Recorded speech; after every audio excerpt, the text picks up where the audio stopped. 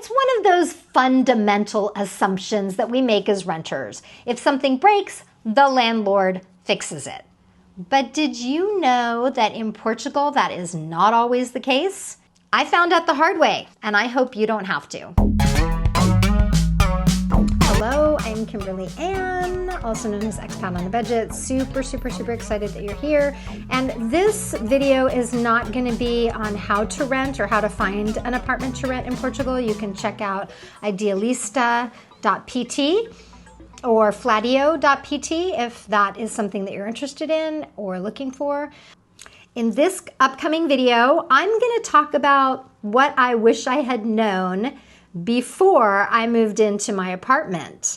One major thing, but also a couple other things that I will save to the end. So please keep watching. It's a short one, and this is something that I did not know about. It turns out that a great many rentals in Portugal actually require you to pay for anything that breaks.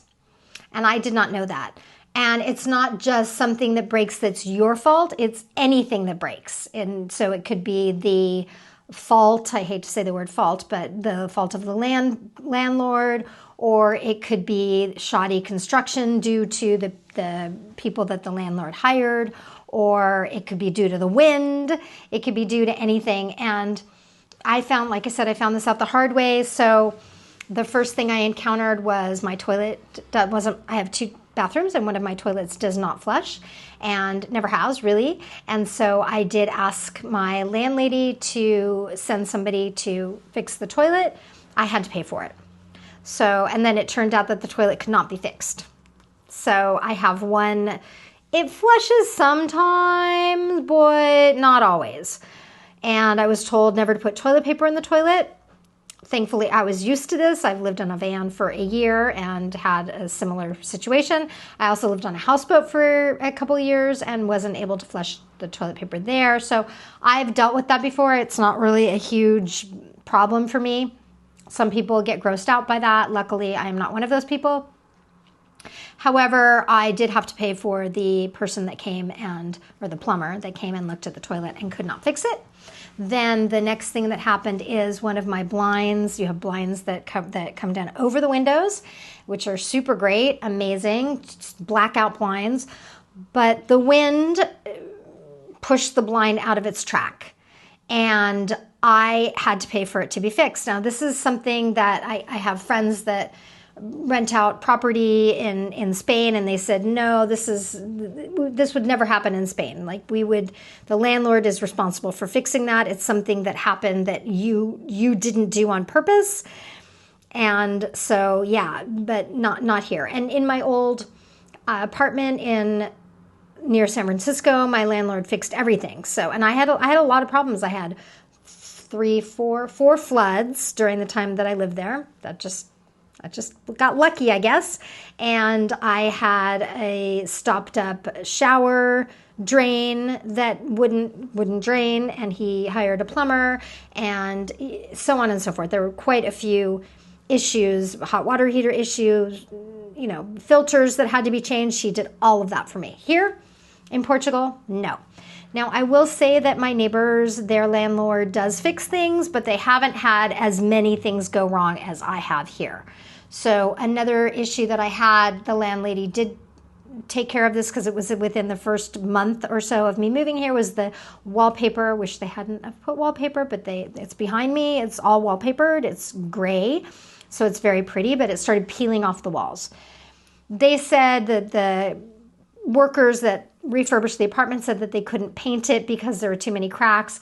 However, I've come to learn that that is not the case, and that there is something specific that they could have done, but they didn't want to take that time and the energy to do that. So they wallpapered the entire apartment.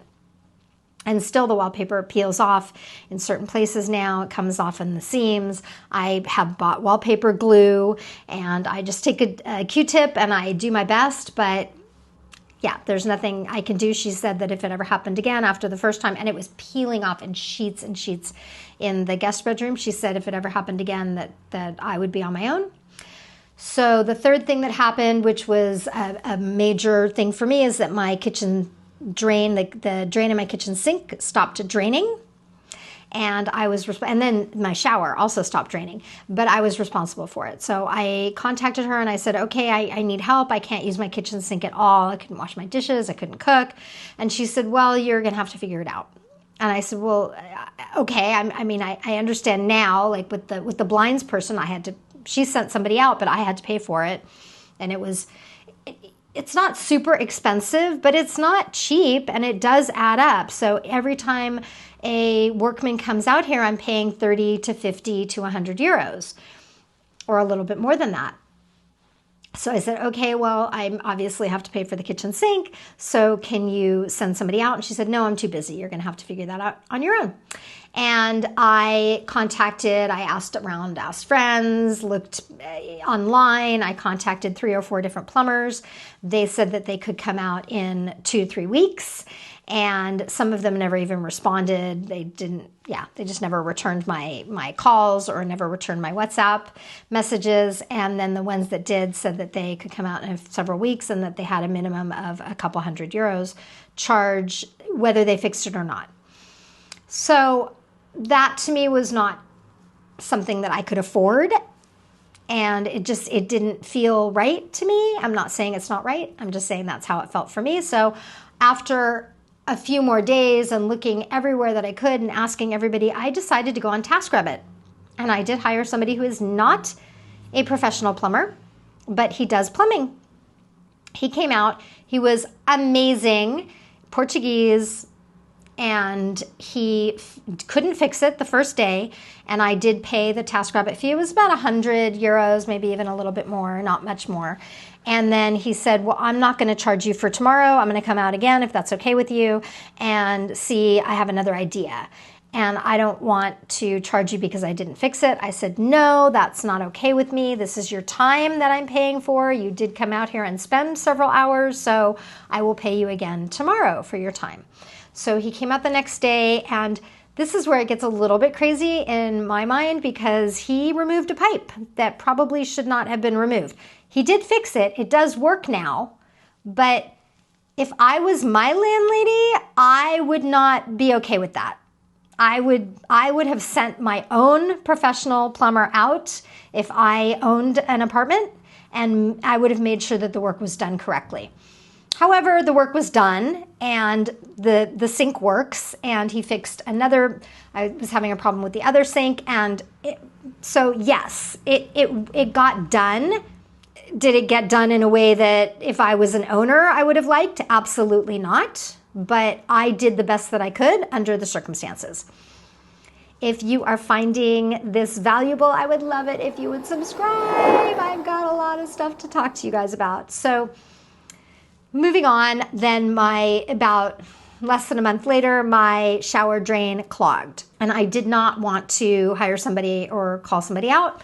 So I tried to deal with it myself. I poured down something called Mr. Muscle, which is like Drano. That did not work. I don't have an actual snake. I had one in my old apartment in San Francisco because I had those problems there too, but I don't have one here. But I had the plastic cheap one, so I used that. A bunch of gunk came out. I cleaned it as best as I could. It took me about an hour and a half. I was, in the shower on the floor and doing a lot of work, and it took quite some time to get as much as I could cleaned out as possible. And then it still didn't drain.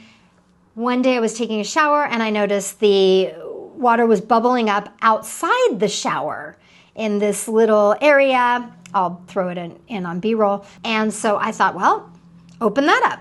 So I opened that up with my Phillips head screwdriver, obviously, and then I saw that it was a separate drain where the sink drains into one side. It's divided into two. Sink drains into one side, shower drains into the other side, and then they both drain out.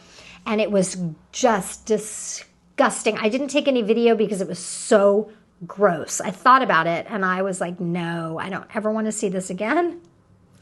So I did clean it out. It was filled with hair. Obviously, I've got not a lot of, but I've got pretty thick hair.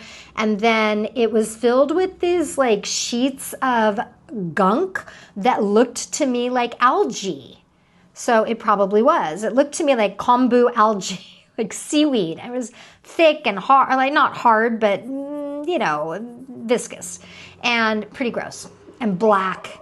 So I cleaned the whole thing out. It took quite some time. I used the tools that I had, which was, I have this nose aspirator that I use for my ears sometimes. I used that because I had to suck all the water out and all the gunk out because it's a kind of a tight little area, and I couldn't get in there with, you know, I could get in there with my fingers, but not a whole hand. So I did the best that I could. I did a really good job, I think. I also used the, you know, mini cheap plastic snake, got as much hair out as I could and cleaned it really well. It took, again, over an hour to do, and it was so gross that I put everything in the trash can. It smelled really bad. It's from the shower drain, it smelled worse, but from this drain, it smelled pretty bad. It was gross. But my shower now drains. So I'm just telling you guys these things so that you know what to expect. This was my experience, and in other cases, some people's landlady, landlord does actually fix things. Mine, again, does not. So I did not look in the lease to see if that was listed. I recommend that you do. And I also, which was interesting, I had my lease looked over by a lawyer who I paid, you know, several €100 to look it over, and she said it looked great. So don't trust that. That's just one thing to look out for when you're renting. I've got a list. So another thing that's really, really, really important that I would say definitely pay attention to is AC and heating. If you have AC, you have heating, usually. From what I'm told, you have a split and it's in each room. They don't have central heating or central air conditioning here. But I do not have that, and it gets cold in the winter where I have to wear a wool insulator and then a wool sweater and then oftentimes my parka. I've been known to wear a hat and a scarf and gloves inside my house. I do have a radiator oil type radiator heater that works great, but some days it's just even too cold for that. And my windows are double paned, but it still gets cold, very cold. And I live in the north, I live in Porto. So that's one thing to think about. In the summer, we've recently had a heat wave where it's over 90 degrees outside, which is 30 to 40 Celsius, and I don't have AC, and a fan blowing on me is not enough. So that's another thing to look for when you're looking for an apartment. And if you have any more questions and you have other things that you want to know about, please, please, please put those in the comments. I'm so glad you're here. If you got something out of this, if you like my channel, I would love it if you would subscribe. And I do have a newsletter with a bunch of freebies that you guys will get if you sign up for that. So thank you for being here, and I'll see you in the next video.